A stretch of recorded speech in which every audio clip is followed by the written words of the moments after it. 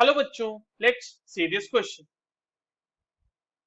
For some elements I मतलब कि ionisation enthalpy and electron gain enthalpy data are given below. देखिए यहाँ पे एक टेबल में आपके पास IE1 और IE2 की वैल्यूज दी हुई है किलो जूल पर मोल में, और इलेक्ट्रॉन गेन एंथैल्पी की वैल्यू यहाँ पर दी हुई है।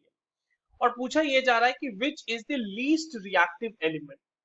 तो लीस्ट रिएक्टिव बताना है, और वो हमें बताना है on the basis of ionization enthalpy और इलेक्ट्रॉन गेन एंथैल्पी के डेटा। सबसे पहले तो ये देख लेते हैं बच्चों कि इस क्वेश्चन को सॉल्व करने के लिए हमें कौन से की कॉन्सेप्ट की जानकारी होनी चाहिए। देखो, ये जो सवाल है ये बेसिकली आयोनाइजेशन इंथैल्पी है ना। आयोनाइजेशन इंथैल्पी किसे कहते हैं, और ये electron gain enthalpy, electron gain enthalpy, इन दोनों के बेसिस पे सॉल्व करना है। और बेसिकली इन दोनों की मदद से हमें रिएक्टिविटी ऑफ एलिमेंट का पता लगाना है। तो इसको हम बेसिकली रिएक्ट करेंगे रिएक्टिविटी के साथ। ठीक है, आते हैं एक एक करके। इस टेबल को पहले एनालाइज करेंगे बच्चों, बट उससे पहले आयनाइजेशन एंथैल्पी और इलेक्ट्रॉन गेन एंथैल्पी के बारे में थोड़ी चीजें हम जान लेते हैं। सबसे पहले डिस्कस कर लेते हैं आयोनाइजेशन एंथैल्पी। देखो, आयनाइजेशन एंथैल्पी को अगर मैं डिफाइन करूं, या आयनाइजेशन एंथैल्पी या फिर एनर्जी जिसे भी डिफाइन करना है, तो it is the energy required to required to remove an electron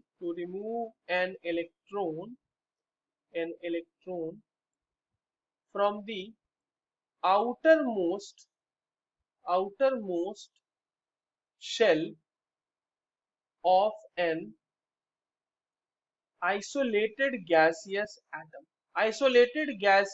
atom के आउटर मोस्ट शेल से जो इलेक्ट्रॉन निकालने के लिए एनर्जी देनी होती है वही कहलाती है आयनाइजेशन एंथैल्पी। ठीक। अब अगर मान लीजिए कि आयनाइजेशन एंथैल्पी की वैल्यू बहुत ही कम है, ठीक है, या फिर लोअर एन आईई वैल्यू है, लोअर आईई वैल्यू क्या दिखाता है, ये आईई लिख रहा हूं मैं इसको अब यहाँ से। लोअर आईई वैल्यू ये सिग्निफाई करता है that higher is the tendency to lose electron, बहुत ज्यादा टेंडेंसी है इलेक्ट्रॉन को लूज करने की, तो higher the tendency to lose electron. तो अगर लूज इलेक्ट्रॉन लूज करने की टेंडेंसी हाइयर है बच्चों, इसका मतलब उसकी रिएक्टिविटी क्या होगी, हाइयर ही होगी ना। Higher reactivity, higher reactivity. अब देखो, एक तो ये हो गया, ये IE1 के वैल्यू पे आप देख सकते हैं, या आई ई के इन जनरल वैल्यूज पे देख सकते हैं। अब मान लीजिए कि IE1 की वैल्यू कम थी और IE2 की वैल्यू सरप्राइजिंगली बहुत ज्यादा हो गई। तो IE2 की अगर हमें वैल्यू सडन जंप देखने को मिलता है, जैसे मान लीजिए IE1 किसे कहते हैं, जैसे मान लीजिए ये मेटल है, तो मेटल के एक एटम से एक इलेक्ट्रॉन निकाला, यहाँ पे बनाया M+, ठीक है। और अब यहाँ पर से अगर ये M+ निकाल लिया, बना लिया हमने M+, एक इलेक्ट्रॉन माइनस करके यहाँ पर से, ये हो गया वैल्यू IE1। और यहाँ से फिर अगर आपने निकाला है M2+, बना दिया, एक इलेक्ट्रॉन फिर से निकाल दिया, तो ये कहलाएगा IE2। तो अगर IE1 से IE2 में बहुत ज्यादा गैप देखने को मिलता है, तो हम बोलते हैं कि M+ जो है वो काफी स्टेबल रहा होगा, इसीलिए तो IE2 की वैल्यू बहुत ज्यादा हो गई ना, क्योंकि M+ से उसको M2+ जाना पसंद नहीं होगा। तो ये चीज हो गई हमारे पास। अब दूसरी क्या है चीज हमारे पास, वो है इलेक्ट्रॉन गेन इंथैल्पी। ठीक है, तो इलेक्ट्रॉन गेन इंथैल्पी। अब इलेक्ट्रॉन गेन इंथैल्पी क्या होती है, तो इलेक्ट्रॉन गेन इंथैल्पी होती है कि एनर्जी में जो चेंज आए when when an electron when an electron is added when an electron is added to to the outer most shell या फिर ऑर्बिट, जो भी आप बोलना चाहें उसमें, outer most shell of an isolated gaseous atom, तो हम बोलेंगे कि उसमें जो चेंज होगा वो कहलाता है इलेक्ट्रॉन गेन इंथैल्पी। अब देखिए, इलेक्ट्रॉन गेन इंथैल्पी के बारे में एक बहुत ही इंटरेस्टिंग चीज है कि अगर इलेक्ट्रॉन गेन इंथैल्पी की वैल्यू नेगेटिव आती, नेगेटिव वैल्यू का मतलब होता है कि टेंडेंसी अच्छी है इलेक्ट्रॉन को गेन करने के लिए, क्योंकि उतनी एनर्जी रिलीज हो रही है ना। तो नेगेटिव वैल्यू का मतलब एनर्जी इज रिलीज, ठीक है।